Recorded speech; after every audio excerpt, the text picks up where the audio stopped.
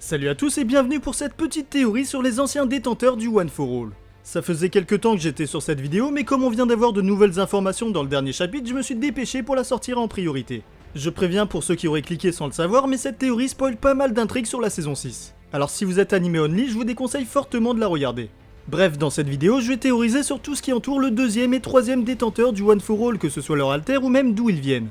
Et comme on n'a pas énormément d'informations, ce sera pas une vidéo très longue, mais promis, ça n'en restera pas moins intéressant. Pour commencer, je vais couper court à la théorie sur Katsuki du futur, on a suffisamment d'images pour voir que la couleur des cheveux est différente. Si vous regardez bien, ils sont colorés pour qu'ils aient une teinte un peu plus foncée que ceux de Bakugo qui sont laissés blancs.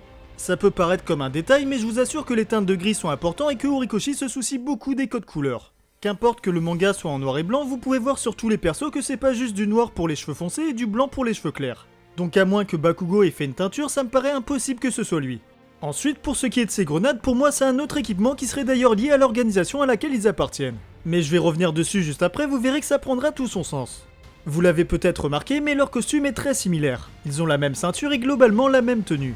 Pour ce qui est du troisième détenteur, il a des sortes de pots d'échappement qui ressemblent à ceux de Tenya.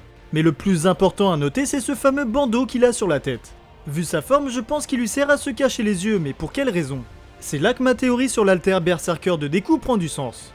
Vous n'avez certainement pas dû oublier ce moment où Deku pète un câble face à Shigaraki après le sacrifice de Bakugo.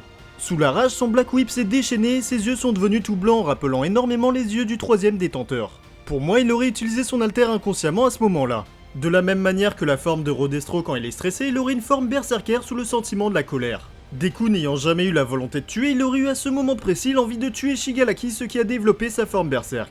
Je sais pas si c'est crédible, mais c'était ma petite théorie sur l'alter du troisième détenteur. Bref, revenons-en maintenant à cette fameuse organisation que j'avais évoquée. Vous l'avez sûrement compris, pour moi le deuxième et troisième détenteur faisaient partie de l'armée de libération des alters. On sait que ce groupe s'est formé à la mort de la mère des alters qui a été assassinée par des groupes anti-alters. Et son fils a créé cette organisation afin de défendre les droits des personnes ayant des alters. Ça correspond donc à l'époque où All for One volait les alters de ceux qui n'en voulaient pas. Car les gens qui en avaient étaient persécutés par la société comme on a pu le voir dans le flashback. Et c'est de cette période que parle le troisième détenteur en évoquant l'apogée d'All for One. D'ailleurs, la tenue des deuxième et troisième détenteurs me rappelle beaucoup des tenues de soldats, ce qui montre qu'ils vivaient en temps de guerre. C'est pour cette raison que le deuxième détenteur a un équipement permettant de tirer sur les ennemis. Je trouve en plus que son équipement ressemble beaucoup plus à celui d'Airjet que des grenades de Bakugo. Bref, ce sont des militants qui se battent pour la liberté, je rappelle encore une fois que le gouvernement persécutait les gens qui avaient des alters. Le chaos régnait, c'est donc tout à fait normal qu'ils soient équipés et armés pour faire la guerre. A noter que le troisième détenteur parle de leur chef, et vous l'aurez compris, pour moi ce chef était Destro. Je me suis toujours dit qu'il n'était pas introduit seulement pour le développement de Rodestro, pour moi il sera beaucoup plus important que ça. Le mettre en lien avec Deku permettrait non seulement de rendre cette organisation plus intéressante, mais surtout de poser une vraie question. Était-il vraiment méchant à l'époque? Destro était un révolutionnaire, mais au fond ses actions étaient très altruistes, pour moi il n'était pas méchant. L'armée de libération ne servira donc pas qu'au développement de Shigaraki, mais aussi de Deku. Il prendra conscience de tous les enjeux sociétaux qui régnaient à l'apparition des alters et s'en inspirera pour trouver une solution au renouveau de la société héroïque.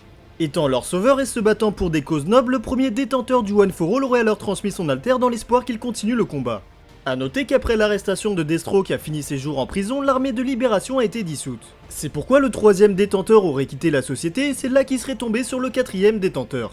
Ce dernier a expliqué dans le chapitre 304 qu'il vivait dans une forêt éloignée de la société. C'est donc comme ça que le troisième détenteur l'aurait rencontré.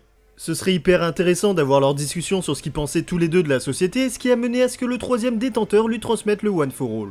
Et aussi pourquoi le quatrième a accepté de mener ce combat contre All for One. Bref, tout un arc sur le passé des anciens détenteurs serait incroyable et j'y crois de plus en plus. En tout cas, j'espère que cette petite théorie vous a plu et qu'elle vous a hypé autant que moi pour la suite. C'était vraiment une théorie qui me tenait à cœur puisque j'ai analysé des heures ces deuxième et troisième détenteurs du One for All pour en tirer quelque chose de pertinent. Et je pense honnêtement que ma théorie sur Destro est très crédible, dites-moi d'ailleurs ce que vous en avez pensé dans les commentaires. Vous pouvez aussi mettre un petit pouce bleu et vous abonner pour me soutenir ainsi que me suivre sur Twitter et Instagram. C'est sur Twitter que je parle de mes théories avant d'en faire des vidéos, alors si vous voulez rien louper, foncez me suivre. Sur ce, je vous dis à la prochaine pour de nouvelles théories. Tchuss!